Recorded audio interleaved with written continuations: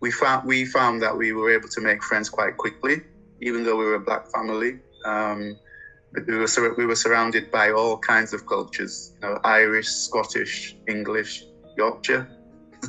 And so we learned an awful lot really quickly. For me, the biggest thing that I learned was, I was different. I think because when we moved to England, we moved to a community where the majority were black, and so you didn't really feel it. It wasn't such a sting. But then as soon as we moved from that community into an all-white community where we were the only black kids there, then you felt it, because people looked at you differently. During those times, it meant nothing to call somebody names. The N-word got used a lot. And you kind of, because you're so young, there's nothing you can do. You just have to learn to accept it, So all those things kind of, it built up a kind of, not a resentment, but a determination to be successful.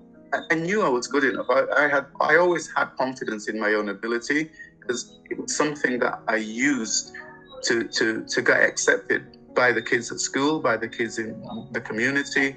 Then, the better I was, the more I became, a part of it. They wanted me on their team. I was always first picked and stuff like that, Why is it that football, can be used in so many different ways? People kind of respect the fact that you play football, and if it's used in the right way, it can be so helpful towards solving this racist thing that's been going on for years, and it's still going on now. And I think we're in a position where we can use it as a platform to create change, because that's what happened with me. I realized, I can use my position, and later on I can explain how I did that to help other black players and other young black kids who needed to get opportunities and who needed help and assistance and someone to speak to them and encourage them. But when Bradford City for me became a life. It was like, you're right, I felt accepted there by the players, by the fans. And part of the reason I stayed at the club for so long was because of that. I felt as though I was at home, as though I was valued.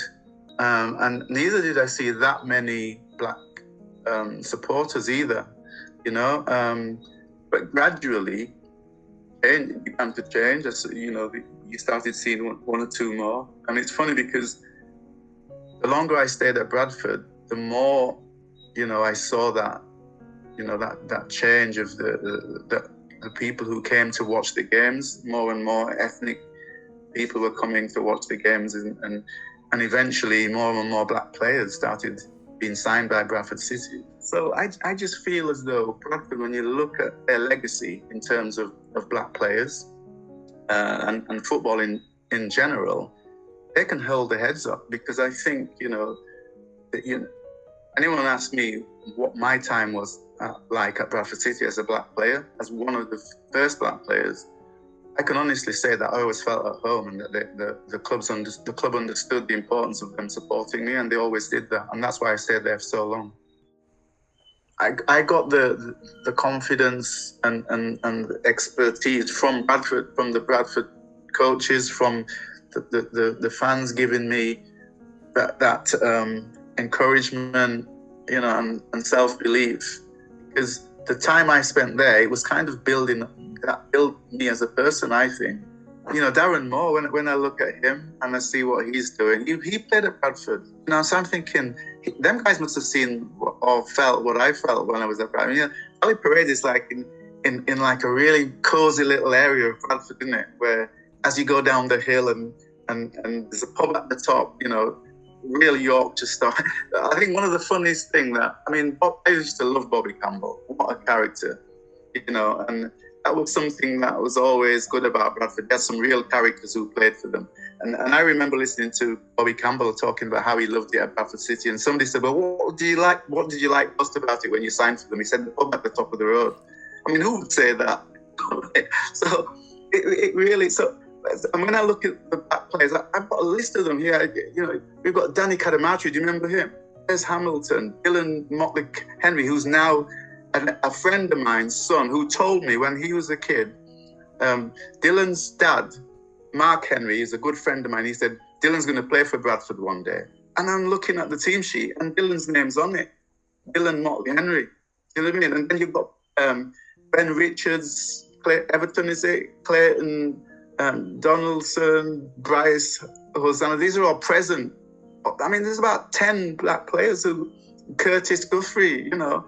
And then you look down the other list of like when I was there, Joe Cook was there, Wingrove Manners, I don't know if you remember him, you're too young for that. Then came Darren Moore, Isaiah Rankin, Chris Kamara, Don Goodman, Naki Wells, Richard Liebert, Jamie Lawrence. You could just go on and on, can't you? It's like, you know, it's not, I'm not saying Bradford set out to do this, but what an inspiration for somebody who you know, who wants to play football and live in that region, and they see all that list, and you know, they know that if they want a chance, and it's, you know, obviously it's down to your ability, but you know you're going to get a chance. You know they're not going to hold you back because of your colour. It just highlights where we are. They give us a month out of 12, and that's what's happening, isn't it? 1 month, that's what we get, you know. And as a black ex-player, you look at it and you say, well, when you look in terms of percentages, there's not even a month of in terms of coaches that's represented. If you're looking at percentage-wise, 12%, 1% of, you know what I mean? It's just not enough, and that's how it makes me think. I'm thinking, well, why just give us 1 month to look at the problems that we have? Let's take a whole year and sort it. You know what I mean? But and it's something we should be constantly thinking of. How can we address this? How can we make this right? How can we create opportunities? But yeah, I mean, I'll take a month, but it's something that should be expanded on, you know, and we really need to see change, not just make it. We need to see it. We need to see change now. We've been talking about it forever and ever, you know. I mean, when I made my debut in 1970. It's now 2020, and we're still talking about the same thing. It's just not on, really.